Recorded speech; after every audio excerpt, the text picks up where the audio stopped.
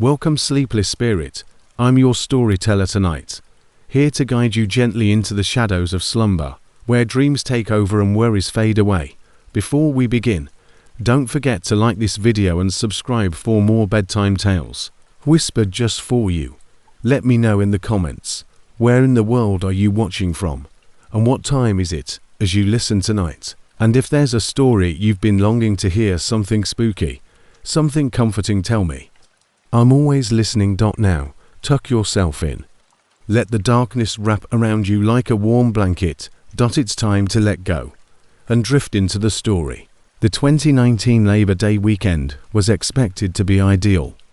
4 months, my wife Jennifer and I had been organizing this vacation. A peaceful, extended weekend spent with our 7-year-old daughter, Lily, at a lakeside cabin in northern Vermont. Jen is a pediatric nurse and I am an architect, and we both have busy professions in Boston. We both needed to get away from the bustle of the city. In the pictures, the Airbnb appeared to be a charming log home surrounded by tall woods with a secluded dock that extends into Crystal Lake.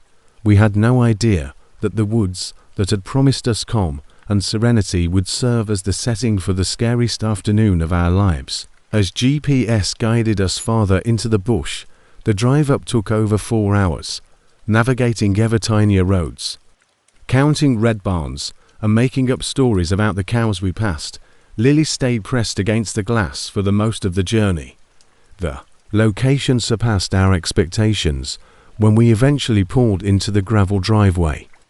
The hut was encircled by thick woodland on 3 sides and was situated on a sloping hill approximately 50 yards from the lake. At least a quarter of a mile separated us from the closest neighbor. Through the woods, we were unable to even see their roof. The scent of cedar and old firewood welcomed us as soon as we entered the house, where the property manager had left the key in a lockbox. Lily, before we'd even finished unpacking the car, she claimed the loft bedroom, exploring every inch of her new territory with enthusiastic footsteps that reverberated overhead. Saturday morning got off to a great start. We awoke to the eerie calls of loons resonating between the mountains and calling across the foggy lake. We explored the property in the morning, enjoying a leisurely breakfast of pancakes with Vermont maple syrup. After finding a family of chipmunks dwelling beneath the dock, Lily must have spent an hour attempting to entice them out with granola pieces. We alternated leaping from the dock, while Jennifer read a book on the shore. The water was still warm enough to swim in. We were all pleasantly hungry and tired by midday.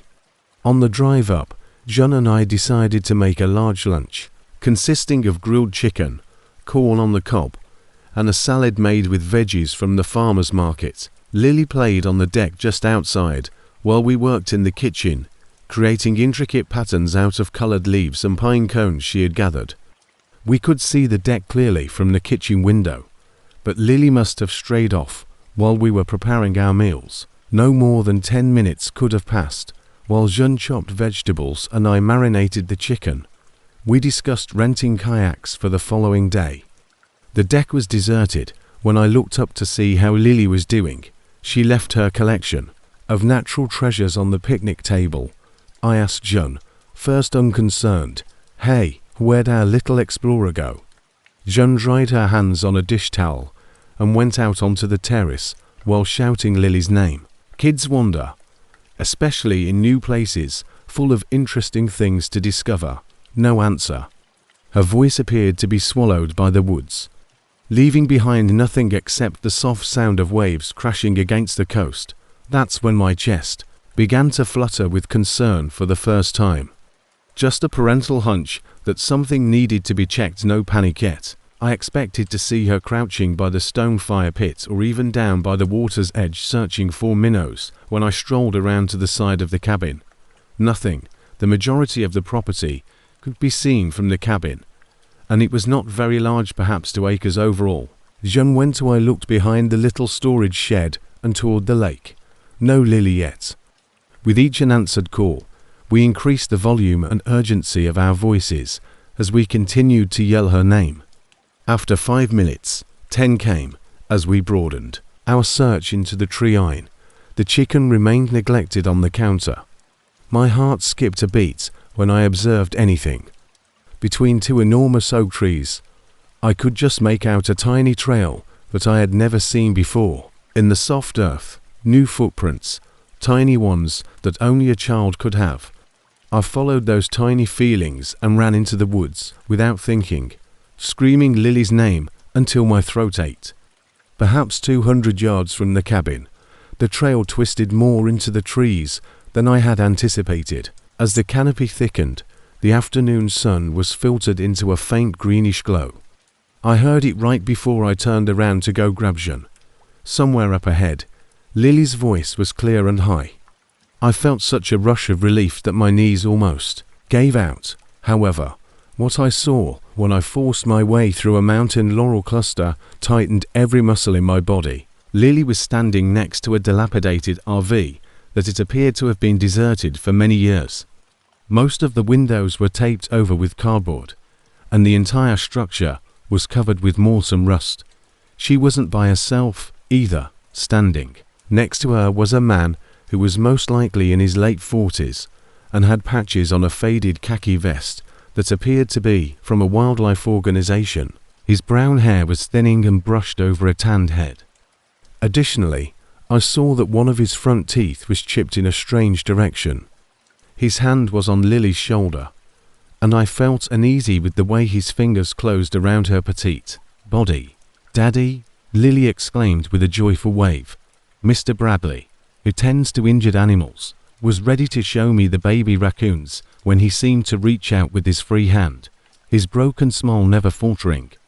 She was found roaming close to the old logging road. "You must be her father," he remarked in a voice that sounded like he had been smoking since he was a youngster. "This place is dangerous for small children, coyotes, bears, and other predators." I disregarded his extended hand and went right to Lily, drawing her against my chest as he stressed that final word in a way that made my jaw tighten. The man's hand dropped slowly, and I saw a flash of something in his eyes: annoyance, anger, but it vanished quickly behind that practiced smile. "We've been searching everywhere for you, sweetheart. You know you can't wander off like that," he said, pointing to the RV. I was just telling her about my rehabilitation work. The RV door was partially open, displaying nothing but darkness, and a scent came from it, something chemical mixed with decay like roadkill, soaked in cleaning fluid. Every instinct cried out, "I have some orphaned babies in there that need round the clock care." Bradley shifted his weight, quietly blocking our path back to the trail. "Oh, but the little lady was so happy to see them, won't you?" "That's kind of you," I said, maintaining a steady voice while tightening my hold on Lily's hand. "But we need to get back. Her mother is worried." He reached for the RV handle, and I noticed that his fingernails were long, yellowed, and covered in dirt so deep underneath that they appeared permanent. But what really caught my attention was the padlock hanging loose on a hasp that had just been installed on the door. "The babies are sleeping in the first compartment, and she can peek through the door. Why would you need a padlock on the outside of an animal rehabilitation vehicle?" In reality, Lily spoke up and pulled on my hand. Mr. Bradley had already shown me inside, but Daddy, there were no animals, just a strapped mattress and numerous pictures on the walls. The man's face abruptly changed, as if someone had pressed a switch. His eyes shifted from Lily to me, and I watched as his right hand slowly moved toward his vest pocket. "Wonderful little thing, isn't she?" he said, lowering his voice just above whisper. I took note of every detail. Lily shook her head, her voice matter of fact in a way that only children can manage, but the photographs were of children, other children like me, of course. The pictures are of the animals I've saved, and the restraints are for when they're injured. Need to keep them still for treatment. He took a step forward, and I heard Jennifer's voice calling our names much closer than I thought, maybe 100 feet away, getting louder. Some were crying. The words hit me like ice water. I quickly scooped Lily up, her tiny body snug against my chest, and began to back away from Bradley in his RV. Bradley also heard it. Something like terror flashed across his features as his hand froze halfway to his pocket. "You should go," he added quickly, his phony smile returning, but not reaching his eyes. I could feel him observing us as I carried Lily back toward the trail, but he moved aside, no longer obstructing the route, saying, "Wouldn't want to worry the missus." I looked back just as we vanished into the laurel bushes. He remained there, with one hand on the door of the RV, and what appeared to be a Polaroid camera in the other. The camera was aimed right at us. With Lily bouncing on my shoulder and branches scraping at my arms, I virtually raced into the woods. Jennifer was standing beside the cabin with her phone, maybe only seconds away from dialing 911, when we exploded out of the tree line. The following hour flew by as I packed and told Jennifer what had transpired. While phoning the cops and distracting Lily, within 40 minutes, state troopers from Vermont arrived. In certain areas, allegations of suspicious people around youngsters were apparently taken very seriously. I guided them back to the location of the RV, but it was vanished. The only indication that it had ever been there were tire tracks in the soft ground and the lingering chemical odor. A young woman, called Officer Kowalski, one of the troopers, pulled Lily aside and asked her to gently explain what she had observed. Bless her heart, my daughter was able to recall information that I had forgotten in my fear. A stack of those quick cameras on a shelf, a toolbox filled with rope and zip ties, and air fresheners hanging everywhere, most likely to cover up other odors. Most unsettlingly, she recalled seeing children's clothes in a plastic container in various sizes, resembling a costume box, but depressing. The officers looked at each other intently when she brought up the pictures shown on the walls. Some depicted children at playgrounds or leaving schools, captured from a distance as if someone were lurking. Officer Kowalski called with an update 3 days after we had shortened our trip and headed back to Boston. At a rest area close to the Canadian border, they discovered the RV abandoned. In reality, the man I had described who had identified himself as Bradley was Theodore Hutchins, who was sought in 3 states for luring and attempting to kidnap children. He has been going under several identities and pretending to be everything from a young soccer player to coach to a wildlife rehabilitator. Presumably, he had been stalking people all around New England, and the pictures Lily saw were part of his collection. Fortunately, all of the children were discovered safely with their families, but they did find the DNA of at least 4 of them in that RV. 2 weeks later, Hutchins himself was apprehended while attempting to enter Quebec. Children's Toys, a journal outlining his objectives, and other forged identification documents were discovered during his arrest. As it happened, our cottage was on a list of rental homes he had been keeping an eye on, particularly those occupied by families with little children. According to the authorities, he had been residing in the neighboring woods for weeks in anticipation of the ideal moment. If Lily hadn't had the courage to tell me what she'd seen inside that RV, if I hadn't chosen to check that trail, and if Jennifer hadn't started yelling for us when she did, I still occasionally wake up in a daze, contemplating all the possible outcomes of that afternoon. I had been suffering from work-related stress for months. I therefore paid attention to my doctor's advice to take a rest before having a heart attack. I hadn't taken a true vacation in 3 years, and I was 38 years old and working 70 hours at a Manhattan advertising business. I had reserved 2 nights at the Whitmore Inn, an ancient Victorian establishment that had recently reopened after being shuttered for renovations. When I drove up to the Finger Lakes area that October weekend in 2023, the website promises a comfortable space with vintage furnishings, tranquil getaway from the modern world. It sounded so wonderful. I recall thinking, just myself and some old books I'd been intending to read, no deadlines, no meetings. It took almost 4 hours to drive up. Suddenly the city skyline vanished from my rearview mirror, causing the strain in my shoulders to begin to release. Just as the autumn sun was turning everything yellow, I arrived at around 5 o'clock in the evening. The massive property where the inn was located was encircled by maple trees, which had fiery orange and red leaves. It was one of those stately old structures with wraparound porches and towers that date back to the 1890s, the sort of location that conjured images of long-dressed women and garden parties. There were only 2 other automobiles and my Toyota Camry in the almost empty parking lot. Upon entering the foyer, I was struck by the odor. First, older paint, such as dust and wood polish, combined with new paint, with a tense demeanor. The manager, Harold, a slender man with glasses that kept slipping down his nose, checked me in and explained that they had only been reopening for 2 weeks. He said that following the incident, the renovations had taken longer than anticipated, but he didn't go into detail. Harold insisted on showing me the way up to my room, which was number 207 on the 2nd level, pointing out the recently installed emergency exits and sprinkler system.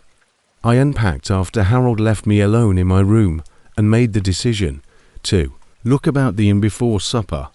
The walls had these elaborate sconces that created strange shadows, and the corridors were lined with burgundy carpet that muted every movement. The building seemed to be holding its breath because everything was so quiet. They had transformed the dining room into a more relaxed lounge space with leather chairs and a bar in the corner, so I headed down there. The walls were adorned with framed pictures of the inn from various decades, including vintage black and whites. Photos showed people playing croquet on the lawn, personnel lining up on the front stairs, and lavish parties. However, I was immediately drawn to one picture. The hotel employees appeared to be from the 1970s. There were perhaps 20 uniformed individuals gathered in front of the main entrance. One face had been totally scraped off, leaving the photo and glass underneath with significant gouges. The woman in the back row was dressed like a maid. Her hands were still linked in front of her, but there were only rough scratches where her face should have been.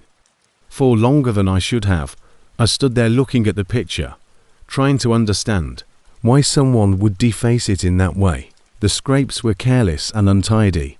They were furious, even panicked, as if someone had snatched a knife or a key from it. The other faces were clearly visible in the picture. The stern-looking the groundskeepers wielding rakes, the manager with his arms folded, and the kitchen crew dressed in white. However, the violence with which this one woman had been eliminated made my skin tingle. When I ordered a whiskey, I questioned Tyler, the bartender, who was a college-age young man. He simply shrugged and claimed that many ancient items had been damaged in the fire, which is why the photo had looked that way when they reopened. He gave me an uneasy look and said something about it occurring a few years ago when I asked him what fire it was, then felt compelled to examine the kitchen for something. I continued to stare at that picture, at those vicious scratches where a face should have been. While I sat there drinking my drink, it was a solitary dinner in that deserted dining room. There were just 2 other people there besides me, an old couple who sat at a corner table and ate quietly. Although I hardly tasted it, the food was passable, some sort of pot roast with vegetables. After seeing the picture, I felt that the entire vibe of the room had changed. Every watercourse in the historic structure, every eye looked up from my plate when the lights flickered. I returned to my room at around 9 o'clock, worn out by the travel and the strange atmosphere of the area. Now, with only the emergency exit signs and those weak sconces for illumination, the corridors were even more silent. The end of a long hallway was room 207. Additionally, I saw that the majority of the other rooms appeared to be empty as I moved around. No TV noises, no light emanating from beneath the doors. The emptiness felt suffocating, as if the inn was too large for the few people rattling around inside. But I reminded myself that it was only the off-season, and that business would pick up on weekends. I took a hot shower and climbed into the four-poster bed with one of my novels in an attempt to get comfortable for the night. In fact, the room was really good. There were big windows looking out over the grounds, restored hardwood flooring, and a functional fireplace that I didn't bother lighting. However, I was unable to focus on reading. I heard something every couple minutes. Footsteps that would pause just outside my door in the corridor. Somewhere above me, I heard the faint sound of a vacuum cleaner running, which didn't seem normal. 10 o'clock at night. The first knock then came at about 11:30. It sounded quiet, almost tentative, as if the speaker wasn't certain they were in the correct room. I called out to find out who it was, but nobody answered. After a minute of waiting, I stood up and peered through the peephole. I could see that the sconce across from my door was flickering, creating dancing shadows on the burgundy wallpaper, even though the hallway was deserted. Reminding myself that it was probably simply Harold doing his rounds, checking on guests, I went back to bed. 20 minutes later, the second knock was louder and more persistent. I was startled by 3 jagged raps. I didn't call out this time. I simply slipped over to the door and put my eye through the peephole. My breath caught in my throat at what I witnessed. A woman wearing a maid's uniform was standing in the corridor, but she was facing away from my door. The uniform didn't seem like something that would be worn by hotel employees today.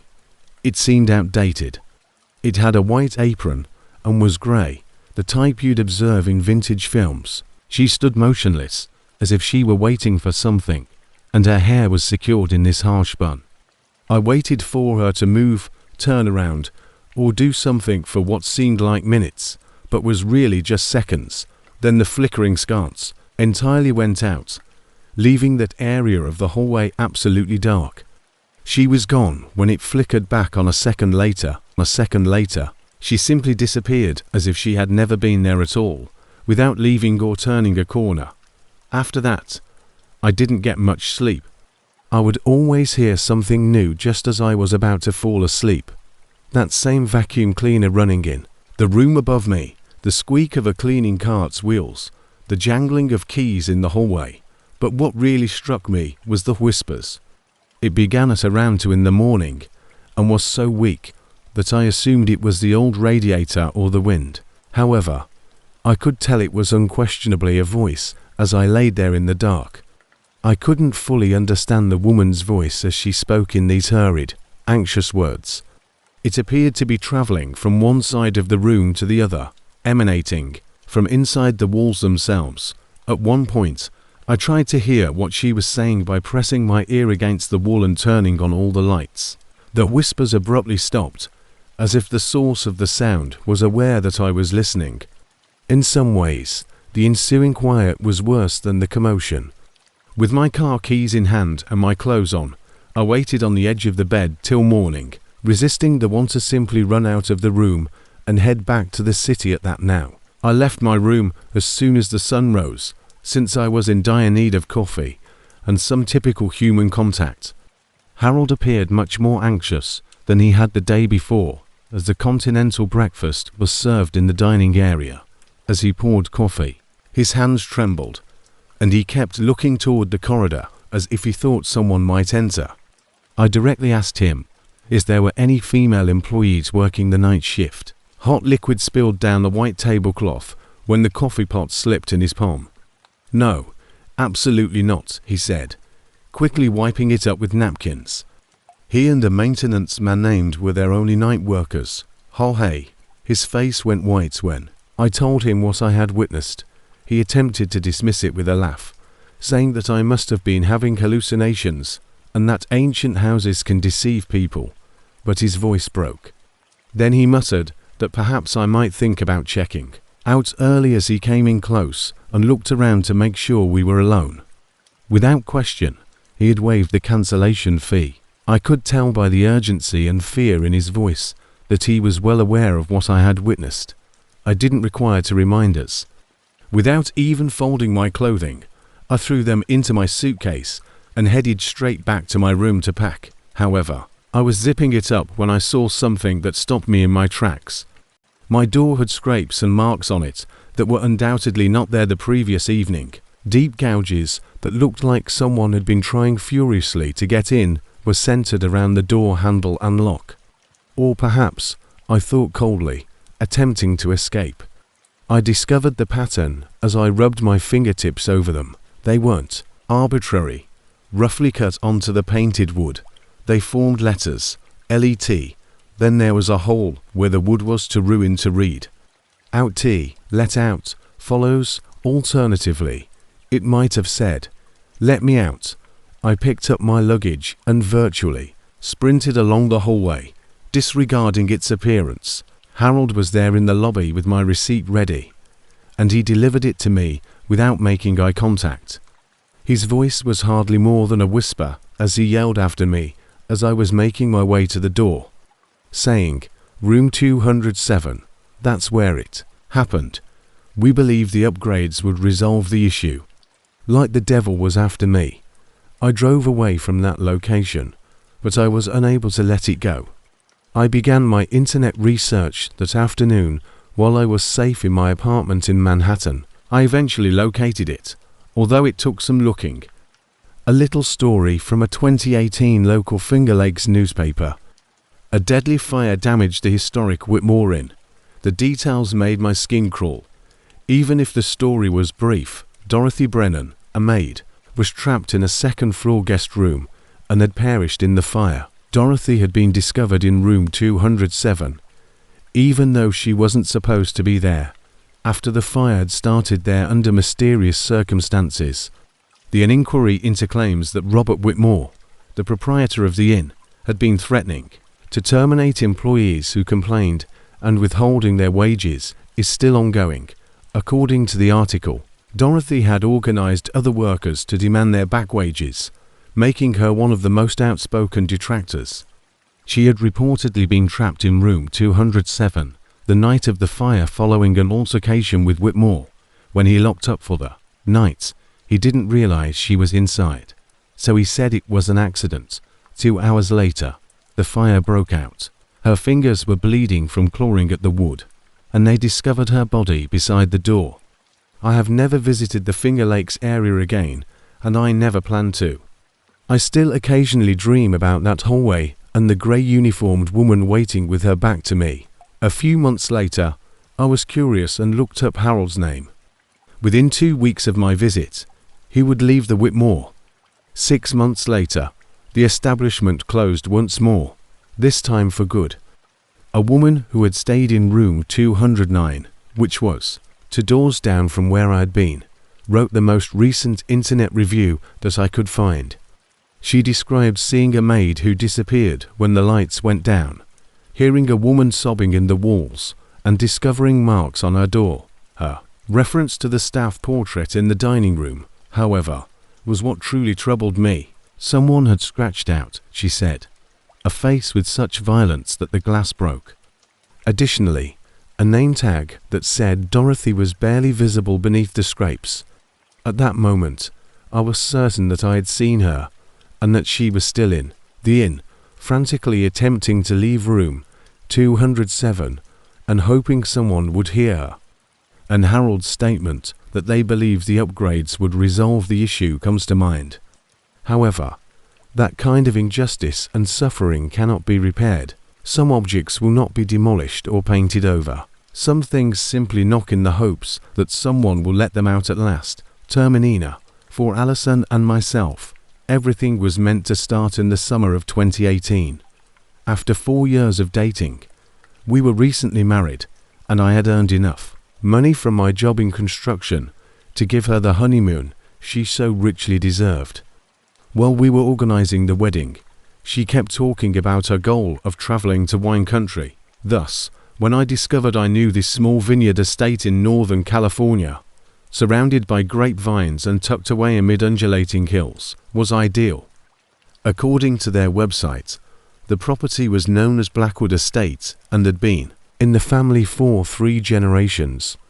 We drove up the long gravel path, which was bordered with oak trees that must have stood 4 decades, and arrived on a Tuesday afternoon, both of us thrilled with excitement. The estate exceeded the photographs' depiction of its beauty. The main structure was a gorgeous home in the Mediterranean style, with ivy growing up the walls and terracotta tiles. The unending rows of grapevines that seemed to gleam golden in the afternoon sun were visible from our suite. Alison continued to squeeze my hand while expressing her amazement that we were there. Fresh strawberries and champagne were served to us by the workers, and Mr. Blackwood, the proprietor, personally came out to greet us. As we sipped our drinks, this dignified elderly man with silver hair and lovely eyes informed us about the history of the land. We had the impression that we had entered a fairy tale, and everything was magical.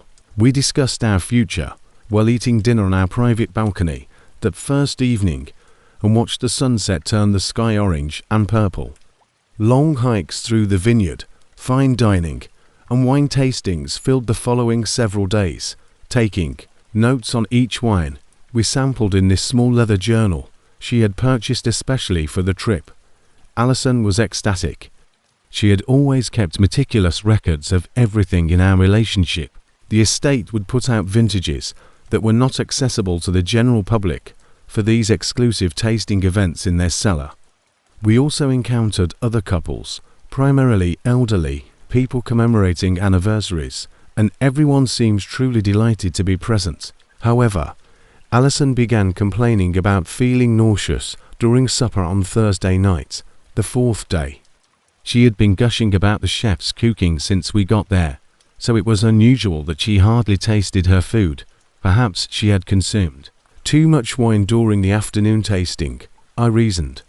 She appeared to be doing better on Friday morning, so we carried out our planned activities. The estate only threw this special wine matching event for visitors once a month, and it was taking place that evening. Each of the 7 dishes would be matched with a distinct wine from their own cellar. Alison was still feeling a little under the weather, but she was excited. She said that we had spent too much money to miss anything, and that she didn't want to miss it. When we were viewing the production facilities at around midday, I noticed that she appeared pale. Alison took hold of my arm and murmured that she needed to sit down while the guide was describing the fermenting process. Although it wasn't very warm in there, her skin felt clammy, and her forehead had a sheen of sweat. I desired to return her to our room, but she maintained that all she needed was some fresh air and water. At 7 o'clock, the wine-matching supper began. For it, we suited up. Despite her evident illness, Alison looked stunning in this navy blue outfit that I had purchased for her birthday. There were perhaps 12 people in the dining area, and it was cozy with candles all around and mellow classical music. Handwritten menu cards outlining the evening's options were placed at each table. I saw Alison force herself to take little nibbles of the first course, which was grilled scallops with a crisp Sauvignon Blanc.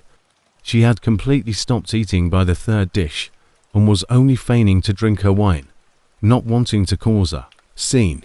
She shook her head every time I asked whether she wanted to go.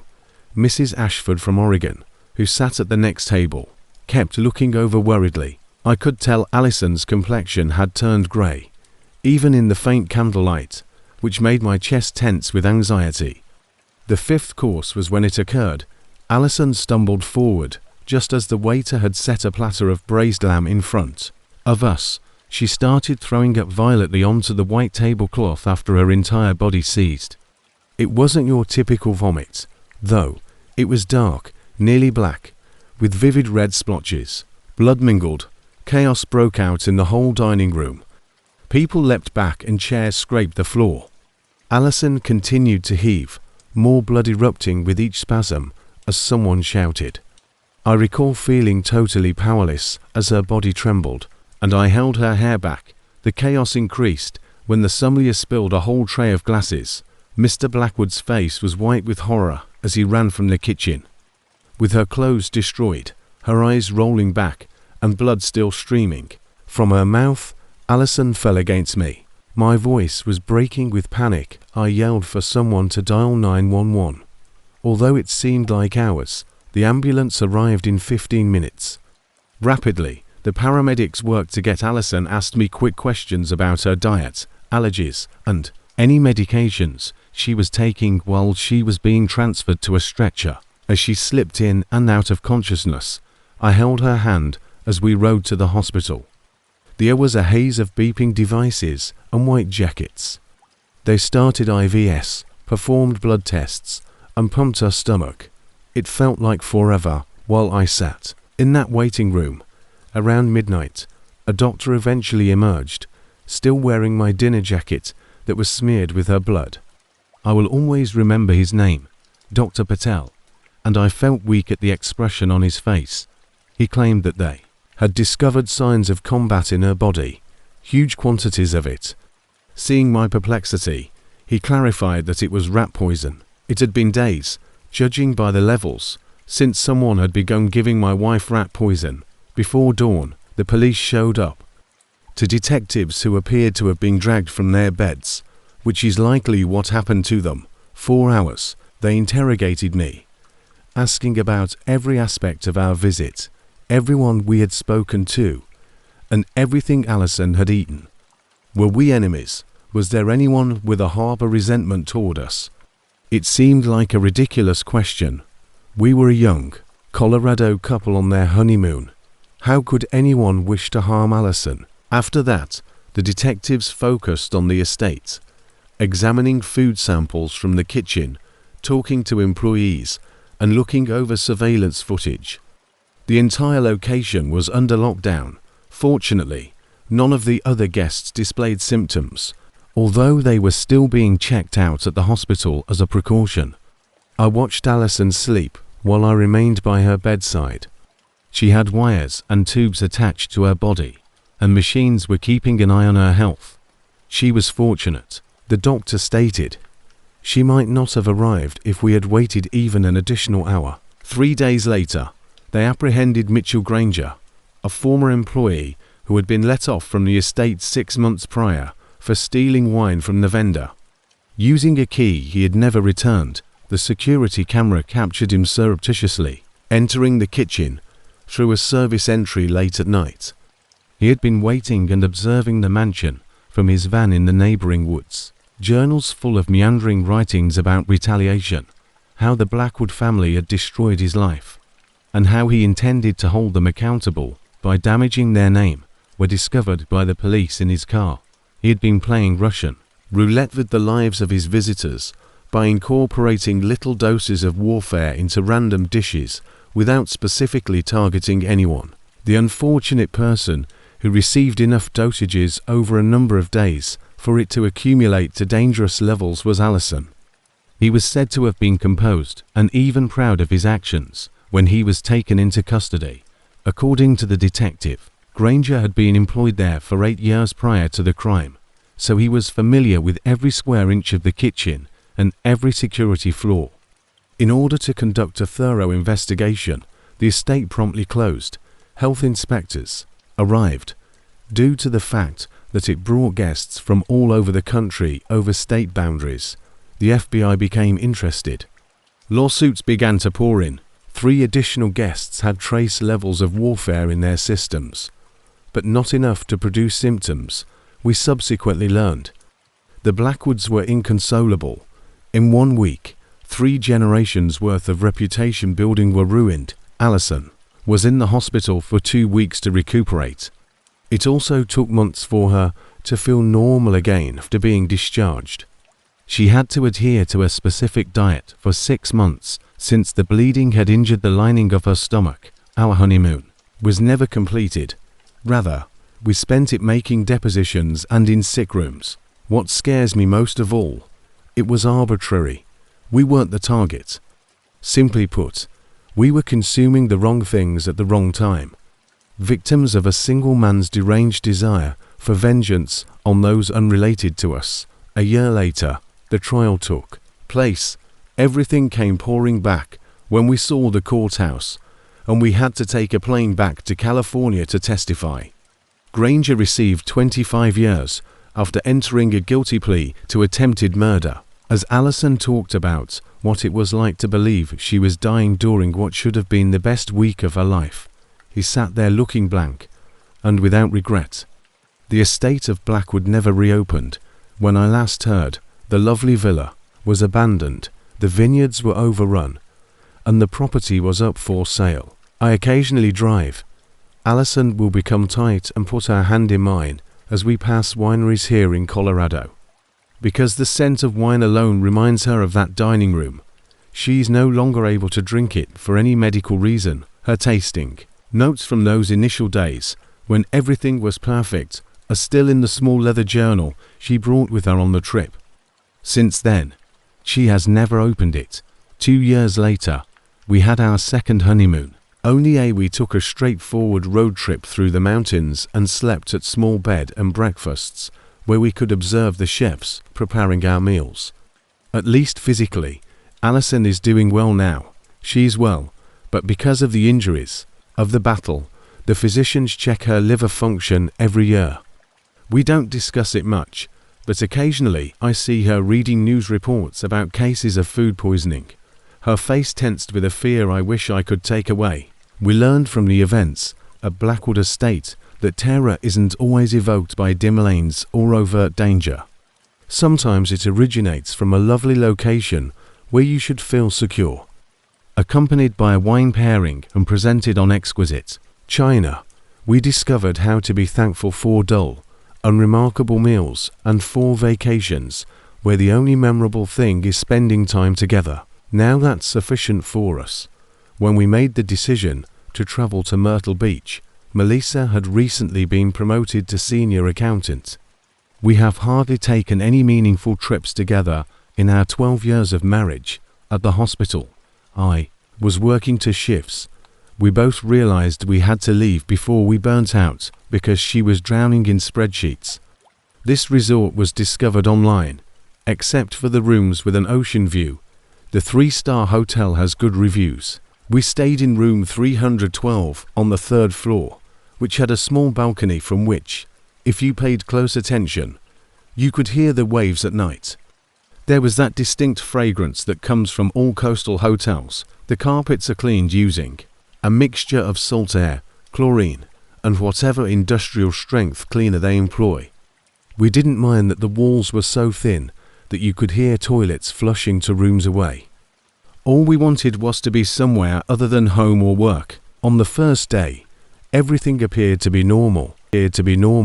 Around 3 o'clock in the afternoon, we checked in, unpacked, and headed directly to the beach.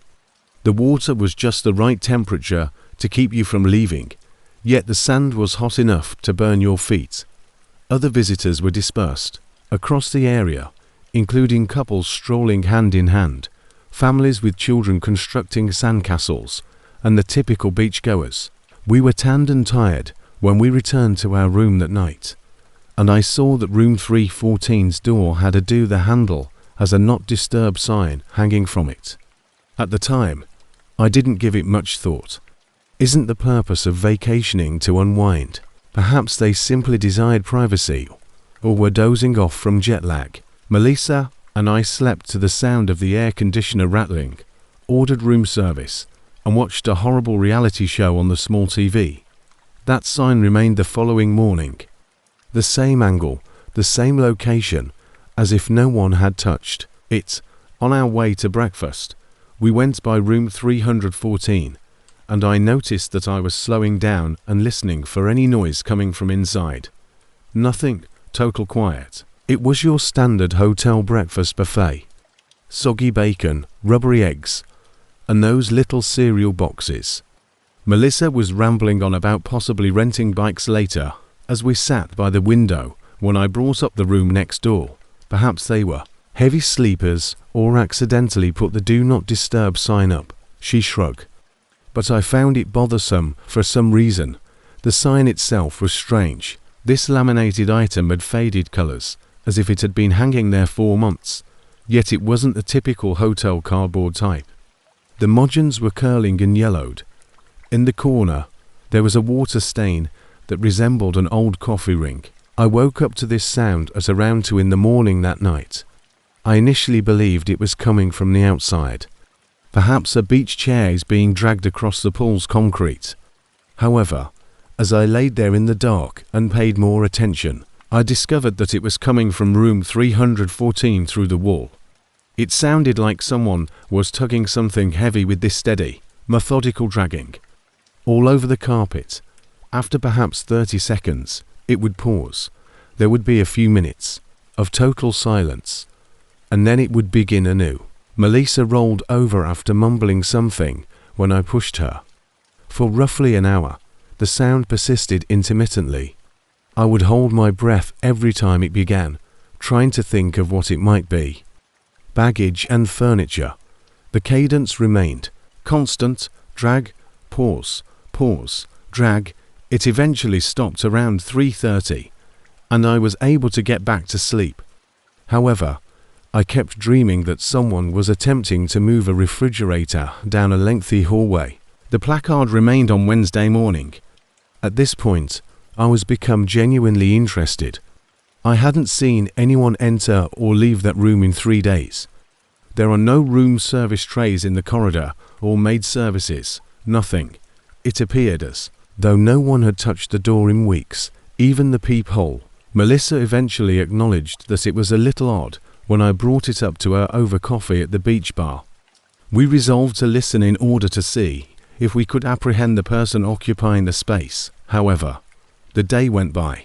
That door never opened after we went parasailing, ate lunch at this seafood restaurant along the ocean front, and returned for an afternoon swim.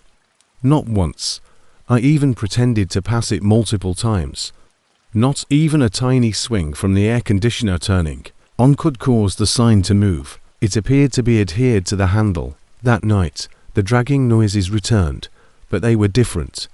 Somehow, louder, more urgent. And there was more. This damp noise is similar to someone wiping up a spill. Splash, drag, splash, drag. I tried to make sense of it while I lay there looking at the ceiling. This time, Melissa woke up and took hold of my arm in the dark. She muttered, "What is that?" Both of us listened, gasping for air. The noises continued for perhaps 20 minutes, before suddenly ceasing, dead quiet. Nothing else happened as we waited. I decided I'd had enough in the morning. I went out into the corridor and stood in front of room 314.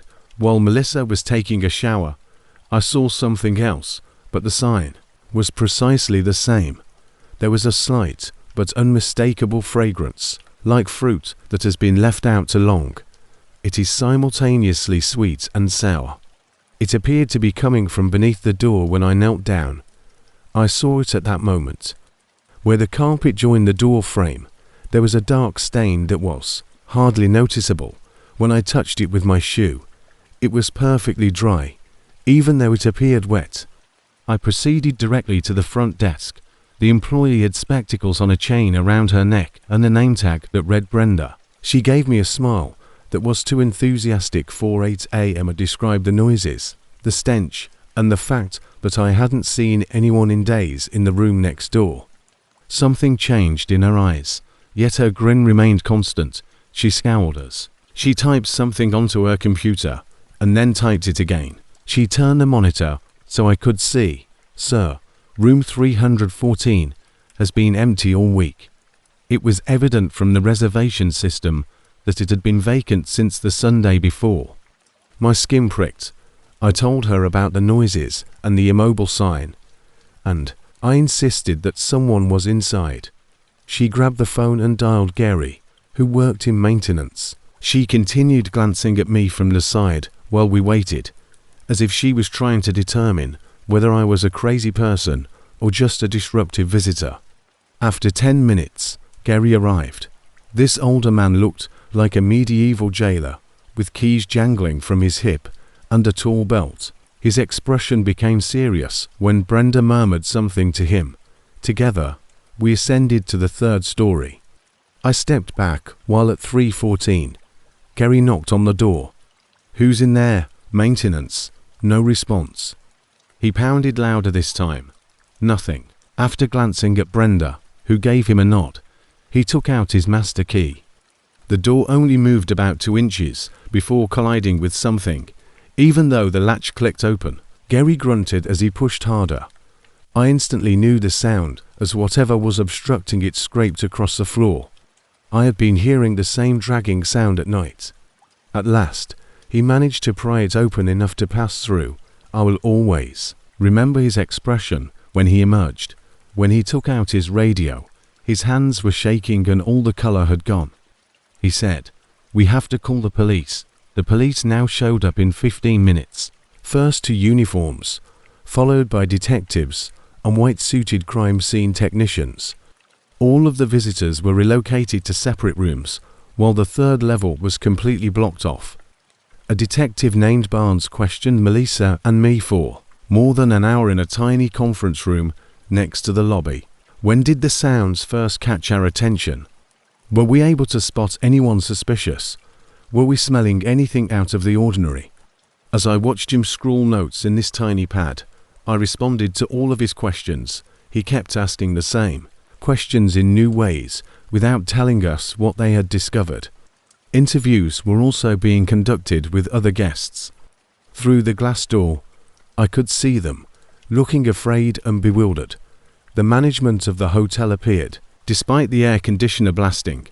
This anxious man kept wiping his forehead with a handkerchief. By midday, the parking area was filled with news vans.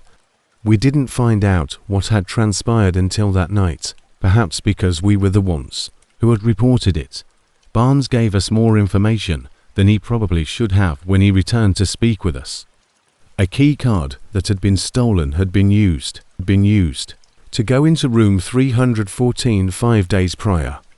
A man wearing sunglasses and a baseball cap was seen rolling in a big bag in the security camera. At least he never returned through the front. Under the bed, they discovered the body of a woman who had been deceased for a few days and was most likely in her 30s.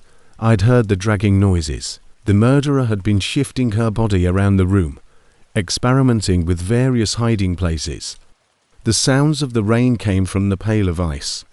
He had been trying to slow down decomposition with ice. The odor I had detected was just what I had been afraid it was. According to Barnes, the man must have been returning at night via the sliding door from the balcony, climbing over from the balcony of the adjacent room. They had not yet found him. That evening, we packed up. We couldn't stay with 3 doors covered in crime scene tape down and reporters attempting to speak with visitors in the corridor. We just wanted to get home, even though the hotel offered to pay for our stay and place us somewhere else. I kept looking up to the 3rd floor as we packed our bags into the car. The curtains in room 314 were drawn, but through the holes I could see the light of camera gear. While driving back to Illinois, Melissa remained silent. Neither of us could think of anything to improve the situation. Every time we passed a hotel billboard on the freeway, she squeezed my hand and held it the entire time. The trip we had, sorely needed, had become something we would both never forget, notwithstanding our desire to do so. 3 weeks later, they apprehended the man at a Tennessee truck stop. The woman was his ex-girlfriend, James Harvman, who had allegedly threatened to reveal some financial crime in which he was implicated. After months of researching the hotel's procedures and swiping the key card from a housekeeper's cart, he had meticulously arranged the entire event. The fact that he was there the entire time, only one room over, and most likely listened to us through the walls in the same manner that I was listening to him, still bothers me. The ceiling fan or the cat moving around are the only sources of the dragging sound I occasionally hear when I wake up in the middle of the night. Although we now stay in various locations, Melissa and I still go on vacation.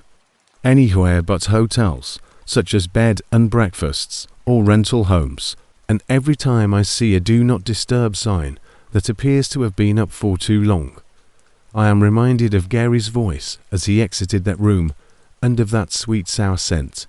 Even if you have never seen something, there are some things you simply cannot unsee. I'm publishing this because it still shivers me to think about it, and perhaps someone else has had a similar experience. I'm Amanda, 34, and I work from home in Wisconsin as a graphic designer. All of this occurred in March of last year, at what was meant to be my ideal getaway by myself. My therapist advised me to take some time for myself because I had been going through a difficult time following the finalization of my divorce. You are aware of the situation. It might be isolating to work from home, particularly when you're attempting to start over. For weeks, I had been perusing those vacation rental websites in search of a peaceful, isolated location where I could simply detach myself from the world. North Carolina's mountains appeared ideal, not too far from my daily schedule, but not so far away that I would feel totally isolated from society. I needed time to reflect, write in my journal, and possibly go trekking. Me, a few books, and perhaps some tranquility. The cabin I discovered had the appearance of something from a Pinterest board. Perched on this hillside with large windows overlooking the valley are a stone fireplace and all wood beams. The description had a wraparound deck where I could enjoy my morning coffee and watch the sunrise, a loft bedroom, and a charming kitchen with exposed brick. The proprietor, a man by the name of Kevin, had excellent evaluations and answered my messages really fast. The entire reservation process went quite smoothly. There was a keypad lock system in the cabin, he explained. There are no actual keys to misplace or pick up from anybody. A few days before to my arrival, he would email me the code. For someone like me who tends to overthink logistics, it looked ideal. I could easily see myself sitting on that terrace with my laptop, finally gaining some clarity on what I wanted to do with my life after the divorce, as the pictures showed deer wandering around the property. I really needed the drive up to the cabin. Early that Friday morning, I had departed Milwaukee, and for the first time in months, I could feel my shoulders beginning to loosen up by the time I arrived to the twisting mountain roads. Kevin had supplied the door code 4729 and specific directions, but the GPS kept losing service. It struck me as admirable that he trusted visitors with such a basic system. Surrounded by towering pines and rhododendron plants that were just beginning to bloom, the cabin was situated at the end of a gravel road. After entering the code, I heard the gratifying click I experienced a sense of relief as the lock disengaged. The location was even more stunning than the pictures showed. The wood smoke and cedar scent filled the air, and the afternoon light pouring in through those large windows gave everything a golden appearance. During the first evening, I unpacked my belongings, prepared a simple dinner, and simply enjoyed the silence. There was only the sound of the wind in the trees and the occasional bird call. No traffic, no neighbors fighting through the thin walls. Every aspect of Saturday was ideal. I made coffee on the small stovetop and waking up naturally at 7 o'clock, and then sat on the veranda while observing the mist rising from the valley below. I actually finished half of one of the books I had brought, which I had been meaning to read, without checking my phone every 10 minutes. About 20 minutes down the mountain, I drove to the closest town for lunch. There, I found a small cafe where the waitress called me honey and the pie was homemade. Feeling more at ease than I have in years, I went to buy some food for dinner, and wine for later. During the afternoon, I hiked a route that began directly in the cabin's backyard. As shown in the pictures, I even came across a family of deer munching in a clearing. By the evening, I was exhausted in the positive sense that comes from exercise and exposure to fresh air. I opened that bottle of wine, prepared a delicious supper for myself, and then settled in to watch the mountains become orange and purple as the sun sank. I recall believing that this was just what I needed. It's just myself, the natural world, and time. I went to bed at 10:30 that night, which was early for me, but it felt appropriate in that quiet setting. I could see stars through the wonderful skylight in the loft bedroom. Not the dim dots you see in the city, but actual stars. I had left one. The pure, crisp mountain air caused one of the downstairs windows to split open, and I enjoyed drifting off to sleep while listening to the wind rustling the pine branches. These thick comforters made the bed cozy and gave me a sense of security. For the first time in months, I was able to fall asleep easily that night, even though I had been having problems since the divorce. I became dimly aware of the cabin encroaching on me. Old wooden buildings have a sigh and a little creak. The world seemed to be in harmony. I had finally found a place where I could be myself, without any expectations or pressure. My final conscious thought was thankfulness for discovering such a lovely place to heal, and the wine had left me comfortably asleep. Everything changed on Sunday night. I had yet another fantastic day, filled with hiking and more reading, and, for the first time in months, I sounded joyful during a lengthy phone conversation with my sister. I had finished the bottle of wine from the previous evening and prepared a simple pasta dinner for myself. I was feeling pleased with myself for managing this whole alone retreat situation. I felt the same calm fatigue from the previous night, so I went to bed about 11 o'clock or maybe a bit later. The problem is that, when I'm relaxed, like I was that weekend, I tend to sleep quite deeply. However, at around 2 in the morning, I was awakened by something. This strange electronic noise seemed to originate from the lower level. I initially believed it might be the refrigerator cycling on or the cabin's heating system. Rental places, always have their peculiarities. However, when I heard it again, it was very different from the typical household noises I had grown accustomed to. There were several beeps. Then my heart skipped a beat as I heard a mechanical clicking sound. It took me a few seconds to grasp what I was hearing because I was so sleepy. The activation sound of the keypad lock. I felt every muscle in my body stiffen as soon as I realized it. I tried to convince myself that I was wrong. I slept on the loft bed, looking up at the ceiling. Perhaps it was only a dream, or perhaps I had forgotten anything Kevin had said regarding automatic systems. However, the sound of the front door opening was unmistakable. I had noticed the specific squeak of the hinges upon my initial arrival. I was certain that whoever was down there would hear my heart thumping so loudly. My voice seemed to have vanished entirely, yet I still wanted to shout out to see who was there. My rational side of the brain was churning through potential outcomes. Perhaps Kevin had neglected to inform me about upkeep. There might have been an emergency. However, it was 2 in the morning, and my instincts told me that something wasn't right. Now, I could hear cautious, slow footfall creeping over the hardwood floor downstairs. They weren't a maintenance worker's bulky boots or an emergency responder's scurried steps. I felt as though someone was attempting to avoid waking me up with these soft, almost cunning footsteps. I made myself sneak out of bed as soundlessly as I could, my bare feet slamming into the loft's chilly wooden floor. Because of the way the cabin was laid out, I could see a portion of the downstairs from the loft railing, but I would have to slink forward to see it clearly. Despite my best efforts to move like a ghost, every step felt like it was reverberating throughout the entire building. The fact that the footsteps below had ceased somehow made matters worse.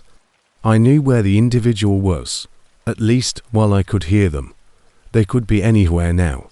I reached the railing and cautiously looked down into the main living space. Even familiar furniture appeared odd and menacing in the silver and shadow generated by the moonlight streaming through those large windows. I was unable to see anyone, but I could see the kitchen, the stone fireplace, and the couch where I had been reading hours earlier.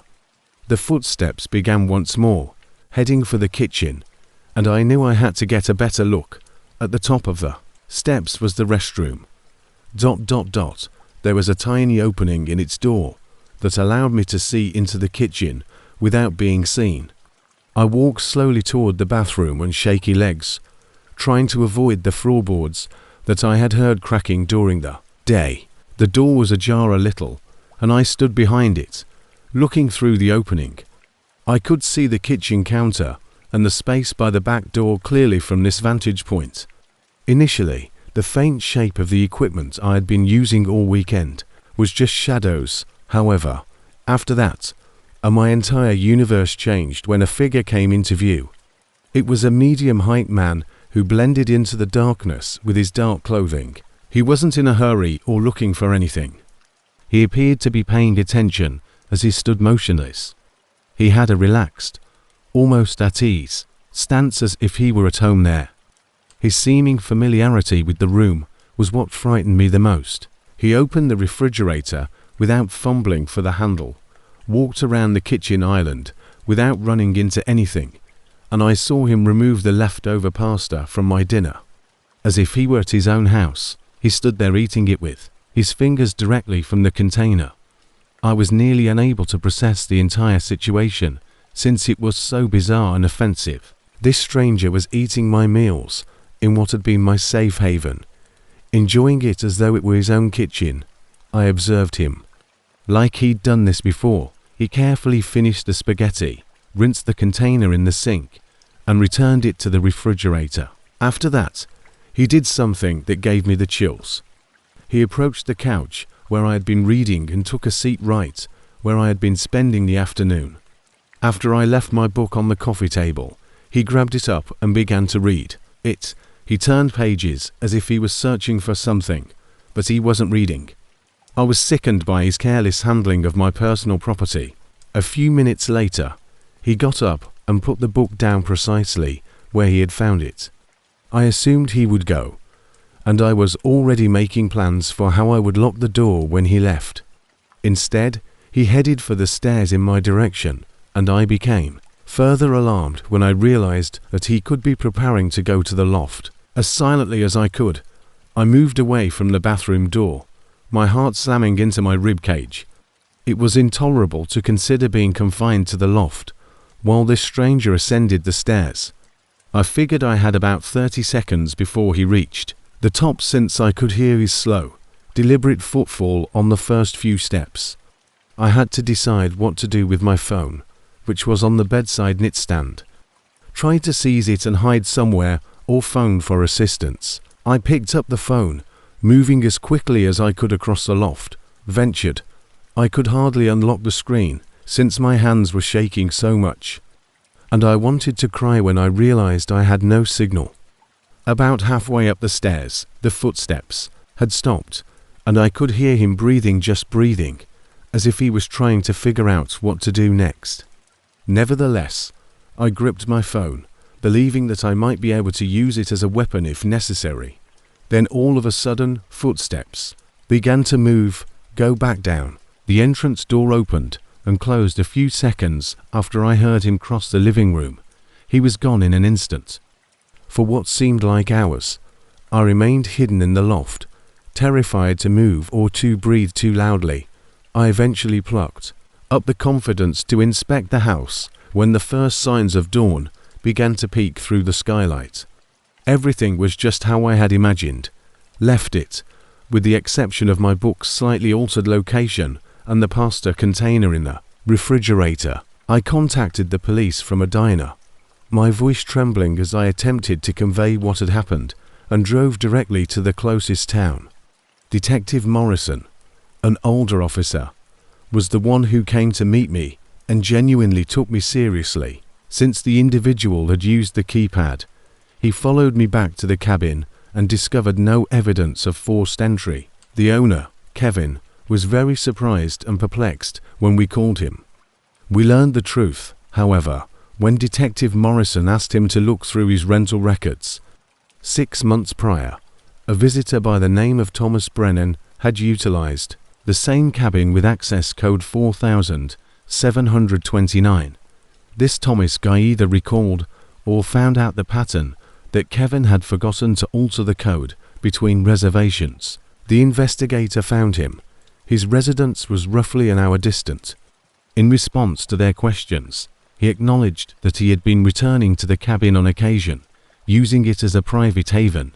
He said he only arrived when he thought the place was vacant and never intended to frighten anyone. I still get chills from the whole affair, even though they accused him of breaking and entering. I never returned to that cabin, and now, whenever I make reservations, I always inquire about security procedures. Certain experiences alter a person, and that night undoubtedly altered my sense of security in strange situations. After finishing a difficult midterm week, all I really wanted was to take a few days off, Marcus, my roommate, thought of the same thing, because we shared a space. We were more like default friends than intimate friends. However, we got along well enough to avoid killing one another when traveling by car. He recommended that we travel to Arizona, locate a peaceful area, and perhaps go hiking. Just a little respite from the craziness on campus, nothing major. I recall assembling a backpack with hardly any consideration, some clothes, a bag of munchies from the petrol station, and a portable charger. I didn't think the vacation would be noteworthy. As it happens, it was for the worst conceivable reasons. We simply went west and let the highways make the final decision without really making any arrangements. At dusk, we went along a section of highway that was devoid of anything but power lines and red dust. We noticed it at that point. Just off the road is a cramped tiny motel. Flickering faded red sign as if it had seen better days. The most of the neon was shot, but there were desert palms. Without a question, Marcus pulled in. Better than driving through the night, he remarked, pulling his bag in the process. Not surprisingly, the lot was almost deserted. The elderly man behind the counter was amiable enough, but the office appeared to have not been updated since the 1980s. Gave us the 6th room, which was located directly on the building's edge. That first night was strange, but not in a scary way. Rather, it was subtly strange. Marcus insisted that he felt observed. Even though it was only the two of us, he locked the bathroom door before taking a shower. Even though he wasn't the paranoid sort, I dismissed it.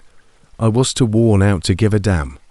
But I do recall waking up at around 2 in the morning, to what I believe to be footsteps outside, not dragging, slow, or quick like someone carrying a load. I just listened and remained motionless. I assumed that something was being pushed down the gravel by an animal or the wind. The following morning, I found Marcus gone, his bag gone, his side of the bed made, and the key to the motel room nearly on the desk. I initially thought he had gone to grab breakfast, perhaps take a look around. However, I started asking around when it was around noon and I still hadn't heard anything. The same old man was at the front desk when I got in. Had he seen Marcus? I asked. Your friend checked out early this morning, left around 6, said he had to get home, he added without even hesitating, simply nodding and speaking without making eye contact or displaying any emotion. Something in my chest twisted. Marcus had no automobile at all. Together, we took a car ride. I explained to the man at the front desk that Marcus had not mentioned going home early, that we were sharing a car, and that he wouldn't simply leave. Without telling me, with a vague shrug, he said that people frequently change their plans, and that perhaps Marcus had called a ride. I didn't purchase it. He said the equipment was outdated and unreliable, and only recorded during specific hours when I asked to view the camera footage from that morning. He seemed to have practiced that answer. I made an effort to remain composed, though perhaps I was thinking too much. Perhaps Marcus had an emergency or actually caught a ride. However, I couldn't help but notice how silent the atmosphere was and how fast the man ended the chat, mostly due to hesitation. I spent an additional night. I thought I would contact the police if Marcus didn't text or phone by morning. It was worse the second night. I had trouble falling asleep. At midnight, I heard a peculiar metallic chattering that sounded like a latch being checked or chains being tugged. It originated from behind the motel. I saw a shed I had never seen before when I peered out the window. Unless you were looking for it, you wouldn't see it because it was so far away from the structure. I could see the outline of a person standing close to the entrance, but there was just one flickering lamp hanging over it, just there, not moving. The following, I got ready in the morning and headed directly to the closest police station. I told them everything, how strange the second night had been, how Marcus was gone, and how the man at the front desk behaved. I provided them with the motel's name, room number, and other details. At first, they kept quiet, took down the information, and promised to investigate. I drove by myself back to campus, attempting to persuade myself that the excursion was strange and that eventually Marcus would arrive, furious that I had complained, but he never did. Days went by, followed by a week and then 2. He didn't turn on his phone. His relatives reported him missing. I didn't receive a call from a detective until over a month later. He invited me inside, when then he gently and softly informed me that Marcus wasn't the only one who had vanished from that motel. At least 6 others have checked in and gone missing throughout the past year. There are constantly late check-ins, one person at a time, and no one remembers the staff's excuses. For early checkouts or emergencies, the cameras were deactivated months ago, and the motel lacked a digital system. However, what they had a maintenance shed behind the structure, but no official records mentioned it. When a local deputy on a routine patrol stated he smelt something unpleasant emanating from behind the building, they obtained a warrant to examine the shed. They discovered that the windows had been painted over from the inside and that the door had a strong lock. What did it contain? I still can't get rid of it. Discarded clothing, shoes, phones with broken screens, and even a few wallets were crammed into the space. IDs remain inside. The interior of the wooden walls contained claw marks, as if someone had attempted to escape. Worst of all, beneath, layers of insulation under tarp in the back corner. They discovered many sets of human remains in various states of decomposition. An employee of the motel was taken into custody. He was in his mid-30s, which was younger than I thought. Craig Sullivan was his name, and it seems that he had been working nights 4 years. According to what I've been told, he acknowledged taking visitors to the shed while pretending it was for late-night maintenance or a room upgrade. The most horrifying aspect was that the motel's owner insisted he was unaware of any of this, claimed that Craig kept to himself and lived in one of the empty apartments. Nobody questioned it.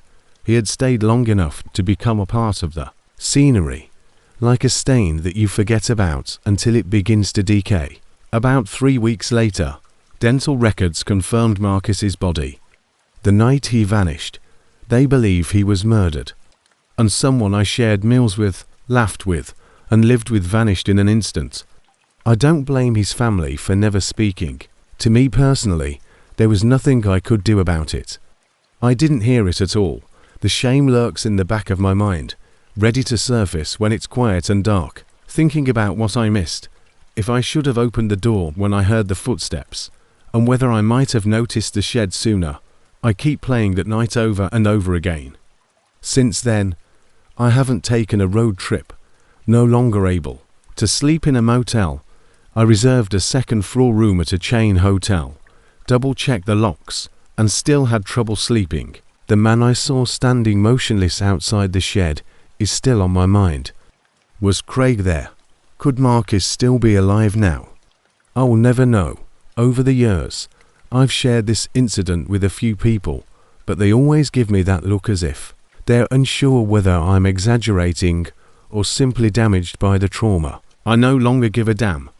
If this post even makes one person reconsider remaining somewhere dubious, it was worth writing. Simply follow your instincts. Additionally, leave if something doesn't feel right. Don't hold off till it makes sense. Spring break was essentially our final opportunity to do something crazy before real life set in, and it was the year before I graduated. I was enrolled at a mid-sized Georgian college to study psychology, not very fancy. Additionally, Vanessa, my best friend at the time, and I were living together in the same dorm. The Airbnb, a beach condo on the ocean in Florida, was discovered by her, Nicole, Danny, Vanessa, and I were the 4 of us. The thought of spending a few days by the sea, drinking inexpensive beverages, and sleeping until noon sounded like just what we needed, even if we weren't the party animal kind. We departed early on Thursday, arrived late in the afternoon after, spending the most of the drive eating gas station snacks and singing along to old playlists. The condo was wonderful, tiled floors, white walls, and a large sliding glass door leading to a beachfront balcony. The first night was quiet. We went to the boardwalk, got some oily fish tacos, and then sat on the sand to watch the sunset. We were all in a good mood, laughing about silly things like who almost left their charger at home, or who forgot to bring sunscreen. Such things. I clearly remember making sure the patio door was shut before we headed out to a pub later that evening. It had a lock that clicked into place, and it was one of those sliding ones. Vanessa gave me the thumbs up after checking it again, immediately after I did. It was just habit, especially in a new environment, but we weren't paranoid. Around 10 o'clock, we left and went to a nearby seashore pub, danced a little before returning about 2 a.m. Except for the sliding door being open, perhaps 2 inches, everything appeared to be normal. When we saw it, we all paused simultaneously. Nicole asked, "Did one of you open that to air out the place or something?" as the curtain fluttered in the incoming breeze, but none of us had. We stood there for a moment, sort of analyzing it. Nothing appeared to have disturbed, and it wasn't open wide. When we left, Vanessa even went over and mentioned that perhaps it hadn't latched completely. We all kind of nodded along, shut it tight once more, and moved on, because I wanted to think that we were a little buzzed and exhausted, and it was easier to ignore it than to let our thoughts wander. Everything crashed in our rooms when we closed everything up once more and even checked the windows. Dani was the first to speak the following morning, with a perplexed expression on her face. She entered the kitchen, carrying her suitcase. She inquired, "Have any of you looked through my belongings?" "Of course not," we all said. She then unzipped it and set it on the counter. She had lost half of her wardrobe, mainly smaller pieces like tank tops and swimwear. When she left, it was zipped shut, but now it was partly open, she added. She insisted, even though at first we joked that it was likely stuffed beneath the bed, or that she just forgot she had taken it out. She began looking everywhere. All of us did. Nothing was found. I had a memory at that point. One of those little security camera doorbells was installed close to the condo's entrance, the iPad. In the unit had the app open, but it wasn't ours. Vanessa reached for the iPad and launched the application. It was placed on the kitchen counter by the condo owners, who also left a printed page of instructions explaining how to use the smart lock, connect to Wi-Fi, and check the video feed if necessary. Until recently, none of us had given it much thought. We scrolled back to around the time we had left for the pub the previous evening, because the video was motion triggered. The clips took a while to load. It initially just showed us leaving, all decked out, smiling, and locking the door. Then there was movement approximately 35 minutes later. It was a brief clip. As if he had been waiting off camera, a tall figure stepped into the frame from the side and emerged on screen. He moved smoothly and was dressed in dark jeans and a hoodie. Quietly, he didn't fumble with the lock or hesitate. After taking something from his pocket and squatting by the door for 10 or so seconds, he entered. The application recorded movement within the unit for precisely 27 minutes. He entered through the balcony and exited in the same manner. We could see him leave without hurrying, hands in his pockets, as if nothing had happened, but there was no video from inside. My mind is etched with that image, a man moving on the patio tiles barefoot, as if he were a native. For a moment, neither of us actually said anything. Nicole appeared pallid. Vanessa was encircling herself with her arms. We kept trying to figure out why Dani was saying, "That's not okay. That's not okay." Was he a past visitor? A neighbor? Someone who somehow held a key? However, as instructed, we had changed the code when we checked in, and the lock was digital. We called the local police and reported it to the rental platform. They did not appear startled when they dispatched a patrol car to collect our statements. The cop added, perhaps too nonchalantly, This happens more than people realize. After making some notes and instructing us to keep the door doubly latched, he departed. It seemed like the day went on forever. We didn't turn on music. We didn't go to the beach. And we didn't even eat much. Danny always carried her suitcase with her. After Nicole looked through each window 3 times, I began to notice small details that I had not before noticed.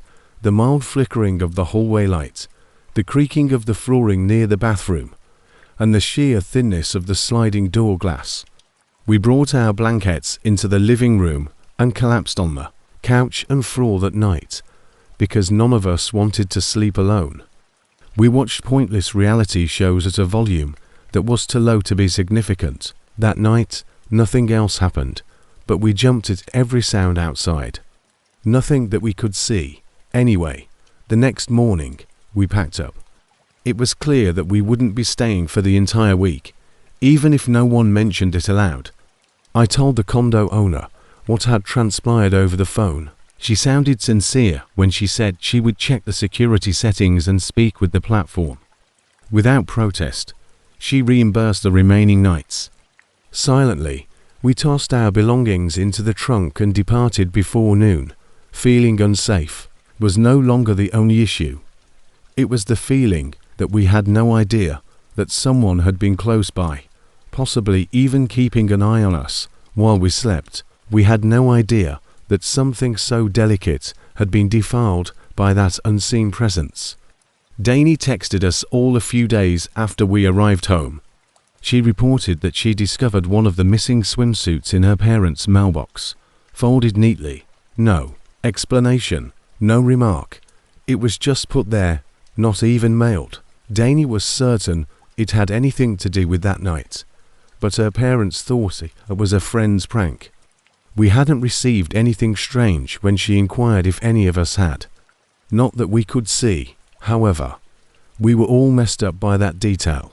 How could anyone possibly be aware of her residence? We hadn't made any public posts about the trip. It was even more unsettling to consider that whatever that man was might have followed us home, or at least one of us. We still occasionally bring it up when we catch up. We never received any further responses. The police never returned the call. The rental platform claimed to have escalated the matter, but it never materialized. It turned into one of those tales that lurk in the recesses of your mind, ready to surface when you arrive at a hotel or hear an odd sound behind a slender wall. I still double lock all of my windows and doors, occasionally 3 times. The purpose of that spring break was to commemorate the sun, drinks and inexpensive entertainment. However, all that exists is this shadow, a query we never I must inquire, a door that should have remained locked. Occasionally, I consider these hands in his pockets as he stepped out onto that balcony gave the impression that he was not in a hurry, and that this was not the first time. That was what he had done, and perhaps it wasn't.